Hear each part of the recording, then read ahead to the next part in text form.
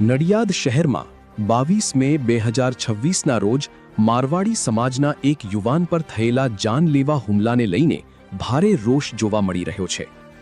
અસામાજિક તત્વોએ પૂર્વ આયોજન સાથે યુવાન પર ચપ્પા અને છરા વડે 5 થી 6 જેટલા ઘા મારીને હત્યા કરવાનો પ્રયાસ કર્યો હતો એવો ગંભીર આક્ષેપ કરવામાં આવ્યો છે। આ મામલે નડિયાદ પશ્ચિમ પોલીસ સ્ટેશનમાં ફરિયાદ નોંધાઈ છે, જેમાં અજય કાંગસિયા, અર્જુન વણજારા સહિત 2 અજાણ્યા ઈસમો સામે ગુનો દાખલ થયો છે।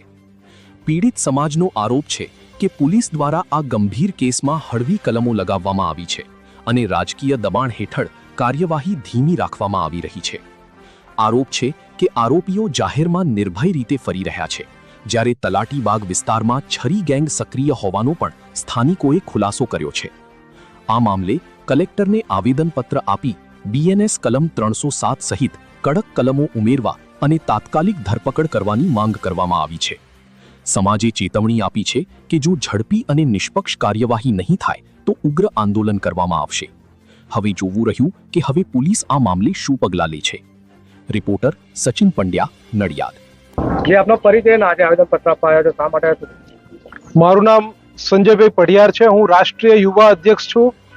આજે અહીંયા અમે કલેક્ટર સાહેબને આવેદનપત્ર આપવા આવ્યા હતા, કારણ કે ગયા 23 તારીખે અમારા સમાજના એક છોકરો જે મોબાઈલનો ધંધો કરે છે એને પૈસાની લેવડ દેવડમાં રાત્રે 10 વાગે કિંગડમ સ્કૂલ પાસે બોલાયો અને બોલાવીને એના ઉપર પૈસા આપવાના બહાને હુમલો કર્યો અને એને 4 ચપ્પુના ઘા પાછળ માર્યા। થોડો અડધો ઇંચ માટે કિડની બચી ગઈ અને છોકરો અત્યારે જીવનના શ્વાસ ગણી રહ્યો છે। અત્યારે છોકરો પ્રથમ હોસ્પિટલમાં દાખલ થયેલ છે। પોલીસ દ્વારા એફઆઈઆર નોંધવામાં આવી, પણ એફઆઈઆરમાં જે અપરાધીઓએ જે ગુનો કર્યો છે એને મર્ડરનો જે પ્રયાસ કર્યો છે, મર્ડરનો પ્રયાસ અંદર દેખાયો નથી અને જે મારનાર જે લોકો છે એ આજ દિવસ સુધી પોલીસે એમને અંદર જેલમાં પૂર્યા નથી। આજે ખુલ્લેઆમ એ લોકો ફરી રહ્યા છે। આટલો મોટો હુમલો થવા છતાં ગુજરાત સરકાર અને પોલીસ તંત્ર શાંત બેઠું છે। ઘણીવાર આપણે જોઈએ છે કે નાની અમથી કેક કાપવામાં પણ ઘણા બધા છોકરાઓને અંદર જેલમાં પૂરી દેતા હોય છે, એમને મારી અને બીજે દિવસે વિડીયો જાહેર કરતા હોય છે। તો આટલો મોટો અપરાધ થવા છતાં, એક છોકરાનો મર્ડર થવા જેવા પ્રયાસ થવા છતાં અપરાધીઓ ખુલ્લેઆમ ફરી રહ્યા છે અને એમના ઉપર કોઈ પોલીસની કાર્યવાહી નથી થઈ રહી। આજે છોકરો જે જીવનના શ્વાસ ગણી રહ્યો છે એ છોકરાના બચાવ માટે અને અપરાધીઓને સજા મળે એના માટે આજે અમારા સમાજના બધા યુવાનો અહીંયા ભેગા થયા છે અને આ છોકરાને ન્યાય અપાવવા માટે અમે એડીથી ચોટીનું અમે જોર લગાવી દઈશું। જે આપનો પરિચય આજે આવેદનપત્ર આપવા આવ્યા છો? હું છગન રાઠી અને સરગા સમાજ, મારવાડી સમાજ, અમે વર્ષોથી ગુજરાતમાં નડિયાદમાં વસીએ છીએ।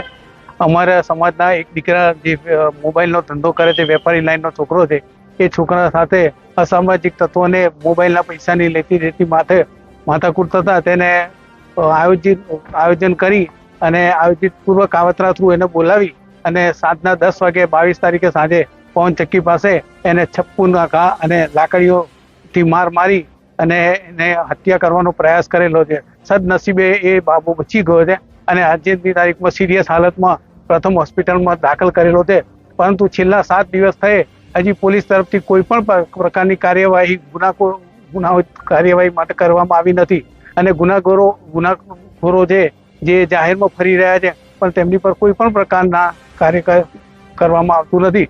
તેથી અમે આજે કલેક્ટરશ્રીને આવેદનપત્ર આપી અને આ બાબતે જલ્દી કાર્યવાહી થાય અને ગુનાખોરોને સારામાં સારી મોટી સજા મળે એના માટે અમે આજે ભેગા થઈ સમાજના સૌ યુવાનો અને કલેક્ટરશ્રીને આવેદનપત્ર આપ્યું। આમાં કોઈ પોલીસ ફરિયાદ દાખલ થઈ છે? પોલીસ ફરિયાદ દાખલ થઈ છે, પણ તેમાં ખાલી ફરિયાદની અંદર જે ગુનાહિત કૃત્ય એ લોકોએ કર્યું છે, મારવા માટેનો જે પ્રયાસ કર્યો છે, જેની અંદર 307ની કલમ લાગે, એ 307ની કલમ પણ એમાં લગાવવામાં આવી નથી। ફક્ત 326ની કલમ લગાવી અને એ ખાલી ફરિયાદ દેવામાં આવી ને એફઆઈઆર પાડેલી છે। હુમલો કરનાર હતા કોણ હતા, ક્યાંના? હુમલો કરનાર નડિયાદના છે અને એ જે છોકરો છે એના પરિચયમાં જ છે અને મોબાઈલ બાકી આપેલ પરિચયના હિસાબે એ લોકોએ એના પર પૈસા નહીં આપવાની બાબતે હુમલો કરેલ છે। જે આપનો પરિચય આજે આવેદનપત્ર આપવા આવ્યા છો? મહેશભાઈ તારાજી દાણા। હું બી અમારા સરગા સમાજમાંથી ગુજરાત પ્રદેશ યુવા અધ્યક્ષ છું। આજે અમારા નાગેશ જે અમારા સમાજનો છોકરો છે, એક સારો ધંધો કરતો હતો મોબાઈલનો, અને હપ્તેથી મોબાઈલ આપવાના કામ કરતો હતો.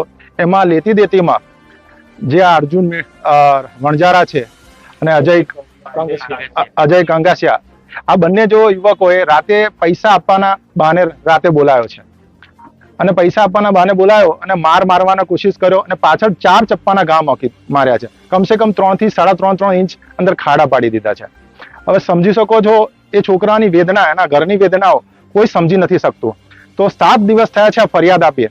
હું તો હર્ષ સંઘવી સાહેબને પણ 2 હાથ જોડીને વિનંતી કરું છું, તમે જો કાનૂન વ્યવસ્થા આટલી જોરદાર સમજતા હોય તો અમારા સમાજના નાગેશને ન્યાય જલ્દી મળવો જોઈએ. જો નાગેશને ન્યાય નહીં મળે, આજે જો તમે અમદાવાદમાં ડીએસપીએ ખાલી બંદૂકનું ફાયરિંગ કર્યું, બીજે દિવસ એને અંદર ગાલી દેવામાં આવે, તો આજે એવી પોસ્ટના અંદર માણસોને અંદર ગાલી દેવામાં આવતા હોય તો આવા તો લુખ્ખા તત્વોને તો તમે કેમ બહાર ફરવા દેવા ગયા? 7 દિવસથી એ બહાર ફરી રહ્યો છે, તો તમે એના માટે કોઈ પગલા કેમ નથી લેતા? તમે ઉચિત પગલા લેવા પડશે. હર્ષ સંઘવી સાહેબ, અમારા કાનૂન વ્યવસ્થા તમારા હાથમાં છે, તમારે જ આ જવાબદારી લેવાની છે અને અમારા સમાજને ન્યાય અપાવવાનો છે. 2 હાથ જોડીને તમને પણ વિનંતી કરું છું.